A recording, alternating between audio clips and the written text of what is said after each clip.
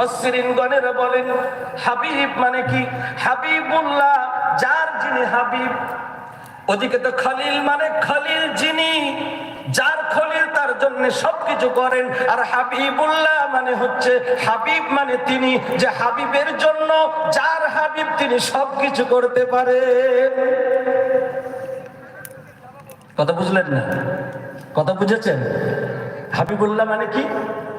হাবিবুল্লাহ মানে আল্লাহ পাক রব্বুল আলামিন তিনি আল্লাহর নবীকে খুশি করার জন্য সবকিছু করতে পারেন। যা কিছু প্রয়োজন আল্লাহ পাক রব্বুল আলামিন করতে পারেন। কাফিররা বলল, ওগো মুহাম্মদ, তোমার হাতে হাত দিয়ে ইসলাম কবুল করে নেব, তুমি যদি আকাশের চন্দ্রকে দুই টুকরো করে দাও। আমার নবী আল্লাহর কাছে কান্না করলেন, ওগো আল্লাহ, কাফিরেরা হয়তো ইসলাম কবুল করবে যদি আমি আকাশের চন্দ্রকে দুই টুকরা করে দিতে পারি। আল্লাহ পাক রব্বুল আলামিন বললেন, ও নবী, তোমাকে তো আমি উপাধি দিয়েছি হাবিবুল্লাহ, তোমার জন্য আমি সবকিছু করতে রাজি আছি। তুমি শুধুমাত্র এই আঙ্গুলি দিয়ে ইশারা করো, শাহাদাত আঙ্গুলি দিয়ে ইশারা করবেন, দেখবে ওই চন্দ্রটি আমি আল্লাহ দুই খান করে দিব। বিশ্বনবী সাল্লাল্লাহু আলাইহি ওয়াসাল্লাম যখন ইশারা করলেন, সেই সময়কার মানুষেরা দেখেছেন শুধু দুই টুকরা হয়েছে তা নয়, বরং এক পাহাড়ের এক পাশে হয়েছে আর এক পাহাড়ের অন্য পাশে আর এক টুকরা হয়েছে। আবার কেউ কেউ বলেন একটা পূর্ব দিকে হয়েছে, একটা পশ্চিম দিকে হয়ে গেছে। এ হচ্ছে হাবিবুল্লাহ।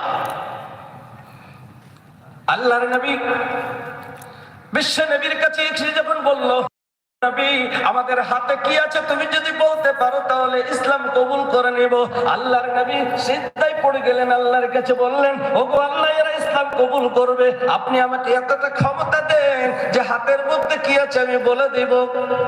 আল্লাহ পাক রব্বুল আলামিন বললেন, ও নবী, তুমি হাবিবুল্লাহ, তোমার জন্য আমি সবকিছু করতে পারি, তুমি চিন্তা করো না, তুমি ওই পাথরকে বলো, পাথরের মুখ দিয়ে আমি বলিয়ে নেব। আল্লাহর নবী বললেন, ও আবু জেহেল, তুমি আমার মুখ থেকে শুনবা না, ওই পাথরের মুখ থেকে শুনবা কটা কি আছে না আছে, ওই তোমার হাতের মধ্যে যা আছে তার মুখ থেকে শুনবা। আবু জেহেল বলল, হাতের মধ্যে যা আছে তার মুখ থেকে যদি শুনতে পাই আমি তো অবশ্যই তোমার হাতে হাত ইসলাম কবুল করে নেব। বিশ্বনবী ইশারা করলেন, ও হাতের মধ্যে কি আছো একবার সাড়া দাও।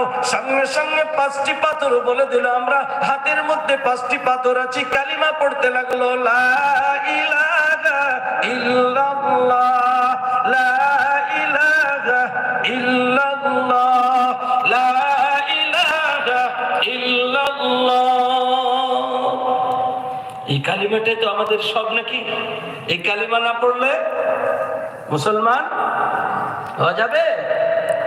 তার জন্য কবি বলে, ইনকিলাবের অস্ত্র মোদের, লা ইলাহা ইল্লাল্লাহ, লা ইলাহা ইল্লাল্লাহ, লা ইলাহা ইল্লাল্লাহ, লা ইলাহা ইল্লাল্লাহ।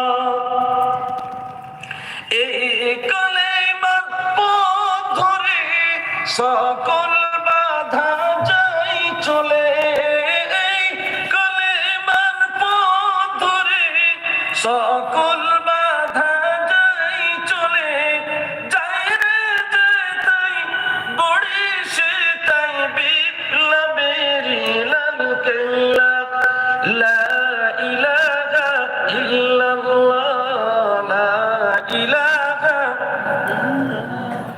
লা ইলাহা, লা ইলাহা ইল্লাল্লাহ, লা ইলাহা ইল্লাল্লাহ। এই কালেমার বিপ্লবে তাই ভয় করি না আর কারো, ভয় করি না, ভয় করি না, আসুক না বঞ্চনা।